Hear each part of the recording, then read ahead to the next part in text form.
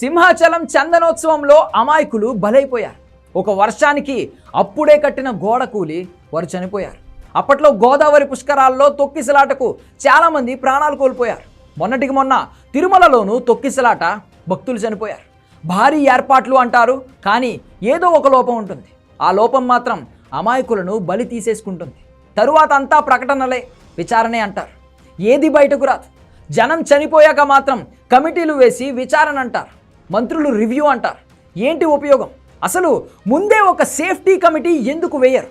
ఏనాడు ఇలాంటి ఘటనలో ఒక సీఎం, ఒక మంత్రి, కనీసం ఒక ఎమ్మెల్యేకి కూడా ఏమీ కాదు. ఎందుకంటే వారు రాగానే అందరినీ తోసేసి దారిస్తారు మన పోలీసులు, అధికారులు. సెక్యూరిటీ అంటే నేతలకేనా, ప్రజలకు ఉండదా? జాగ్రత్తలు తీసుకునేది ప్రోటోకాల్ ఉన్నవారికేనా, సామాన్యులకు తీసుకోరా? ఇవే ప్రశ్నలు అందరినీ వేధిస్తున్నాయి.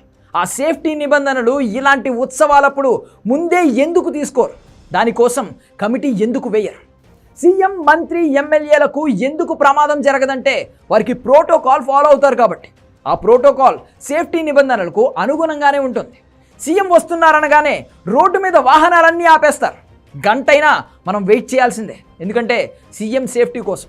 ఇప్పుడు ప్రధాని అమరావతి వస్తున్నారంటే 3 రోజుల ముందు నుండే అన్ని రోడ్లపై చెక్ చేస్తున్నారు. ప్రతి చోట ట్రాఫిక్ గురించి ప్లాన్ చేస్తున్నారు, ఎందుకంటే ప్రధాని పర్యటనకు ఎలాంటి అవాంతరం రాకూడదని. అసలు ఒక బైక్ పొరపాటున కనబడిందంటే అది నేషనల్ లెవెల్ న్యూస్. ప్రధాని భద్రతలో లోపం అంటూ మీడియా కూడా ఏకిపారేస్తుంది. మరి వారి కోసం ఇన్ని జాగ్రత్తలు తీసుకునేవారు పెద్ద పెద్ద ఉత్సవాలకు ప్రజలు పెద్ద ఎత్తున వస్తున్నప్పుడు ఎందుకు తీసుకోరు? అంతేకాదు, సేఫ్టీ కోసం నిబంధనలు ఎప్పుడో తయారయ్యాయి. పెద్ద మాన్యువలే ఉంది, కానీ దానిని ఫాలో అవ్వరు. కానీ పెద్ద పెద్ద విఐపీలకు మాత్రం అవి పక్కా ఫాలో అవుతారు. ప్రజలు పెద్ద ఎత్తున గ్యాదర్ అయ్యే చోట మాత్రం అవి ఎందుకు పట్టించుకోరు? ఎందుకలా? ఎందుకంత నిర్లక్ష్యం? ప్రాణం ఎవరిదైనా విలువైనదే కదా. ఈ ఆలోచన మనోళ్లకు ఎందుకు రాదు? అసలు ఈ ఉత్సవ కమిటీలు ఏం చేస్తాయి? ఉత్సవ విగ్రహాల్లో ఉండి నేతలు చెప్పేదానికి తల ఊపడం తప్ప ఏమీ చేయరు. మహా అయితే ఆ వర్కుల్లో కాంట్రాక్టుల కోసం ట్రై చేస్తారు, అంతే. పెత్తనంగా లోకల్ ఎమ్మెల్యే, లోకల్ ఎంపీల మనుషులే చేస్తారు ఇదంతా. వారికి నచ్చినట్లు వాళ్ళు చేస్తారు. ఐఏఎస్, ఐపీఎస్ చేసి ట్రైనింగ్ అయిన వాళ్ళంతా పిచ్చోళ్ళలా వారు చెప్పేవి ఫాలో అవుతారు. మినిమం కండిషన్స్ కూడా ఫాలో అవ్వరు. కాదంటే నేతలకు కోపం కాబట్టి వీళ్ళ నోరు మూసేసుకుని మామా అనిపిస్తే పోలా అనుకుని వెళ్ళిపోతారు. ఏమీ జరగనప్పుడు ఎవరు ఏమీ అడగరు. కానీ ఇలా ఏదైనా దుర్ఘటన జరిగినప్పుడే ప్రశ్నలు బయటకు వస్తాయి. అప్పుడు ఈ నేతలు వచ్చి మేం చెబితేనే వీరు చేశారని చెప్పరు. అంతా అధికారులు, పోలీసుల మీదే నెట్టేస్తారు. వారిలో కూడా కింద స్థాయి ఉద్యోగులపై నెట్టేస్తారు. వారికే సస్పెన్షన్లు, పెద్దోళ్లకు ఏమీ అవ్వదు.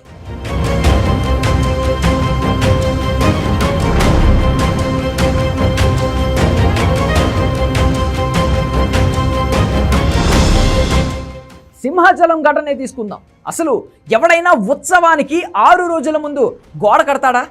చిన్న ఇల్లు కడితేనే ప్లాస్టరింగ్ చేస్తే వాటర్ క్యూరింగ్ చేయకపోతే నిలబడదని ఇంజనీర్ కంటే ముందే సూపర్వైజరే గొడవ పడతాడు. మరి ఇంత ప్రధానమైన టెంపుల్ దగ్గర ఉత్సవాలకు అంతమంది వచ్చే చోట కట్టే గోడకు ఎన్ని జాగ్రత్తలు తీసుకోవాలి? పైగా కర్మ ఏంటంటే ఓ ఇంజనీరే ఇలా చేయించాడని, వాడొక అవినీతిపరుడని, ఎప్పటి నుండో ఇలాగే వర్కులు చేయిస్తూ అవినీతి సొమ్ము వెనకేసుకుంటున్నాడని ఆరోపణలు వచ్చాయి. ప్రభుత్వాలు మారినా వాడి పరపతి తగ్గదంట. ఎందుకు తగ్గుతుంది? అప్పటి నేతలకు వాటా ఇస్తాడు, ఇప్పటి నేతలకు వాటా ఇస్తాడు. ఇంకేం మారుతుంది మరి? ఏ ఉత్సవం జరిగినా, ఎక్కడ ప్రజలు భారీగా గ్యాదర్ అయినా కూడా అక్కడ వారి ప్రయారిటీ మాత్రం నేతలకు ఇబ్బంది కలగకూడదనేదే తప్ప ప్రజలకు కాదు. గోదావరి పుష్కరాలైనా, తిరుమలైనా, ఇప్పుడు సింహాచలమైనా కూడా అదే పాపం, అదే తప్పు జరుగుతోంది. ప్రజలు గుమిగూడే దగ్గర ఎలాంటి జాగ్రత్తలు తీసుకోవాలనేది ఎవరు పట్టించుకోరు. ఎంతమంది వస్తారు, ఎలా మేనేజ్ చేయాలనేది కాదు, ఎంత భారీగా ఏర్పాటు చేయాలి, ఎంతమంది జనం వస్తారు, వారందరూ గట్టిగా తోసుకుంటూ రద్దీ కనబడితేనే వీళ్ళకు సాటిస్ఫాక్షన్. ఆహా, ప్రోగ్రామ్ సక్సెస్ అని చెప్పుకుంటారు. తిరుమల కూడా అంతే. మన ఆధ్వర్యంలో జరుగుతుంది కాబట్టి సూపర్గా జరగాలని గట్టిగా ప్రచారం చేశారు. ఎక్కువ మంది వచ్చేలా చేశారు. కానీ అంతమంది వస్తే ఎలా మేనేజ్ చేయాలో మాత్రం చూసుకోలేదు. ఫలితం ఏమైందో చూసాం. గోదావరి పుష్కరాల్లోనూ అదే స్టోరీ.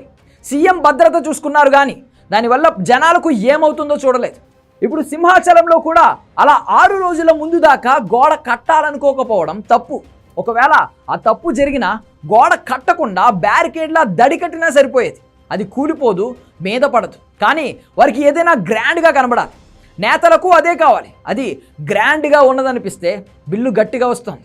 అది ఇలాంటి ఇంజనీర్లకు కావాలి. ఇక్కడ ప్రతి ఘటనలోనూ సేఫ్టీ నిబంధనలు పాటించకపోవడమే కారణంగా కనబడుతోంది. అందుకే అదే ముందు చేయాల్సిన పని. ఘటన జరిగాక, ప్రాణాలు పోయాక కమిటీలు వేయడం కాదు. మంత్రులు అప్పుడు హడావుడిగా వచ్చి సానుభూతి చూపిస్తే సరిపోదు. సేఫ్టీ నిబంధనలు ఎవరికి తెలుస్తాయి?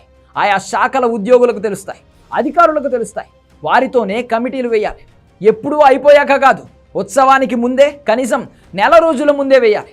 వారందరినీ అందరితో పాటు ఉత్సవ కమిటీలో కూర్చోబెట్టడం కాదు, ప్రత్యేకంగా సేఫ్టీ కమిటీ ఏర్పాటు చేసి వారందరినీ ఇన్వాల్వ్ చేస్తే ఎలాంటి జాగ్రత్తలు తీసుకోవాలో వారు చూసుకుంటారు. మనం కేవలం అట్టహాసానికే ప్రాధాన్యత ఇస్తే ఇలా అమాయకులు ప్రాణాలు కోల్పోతారు.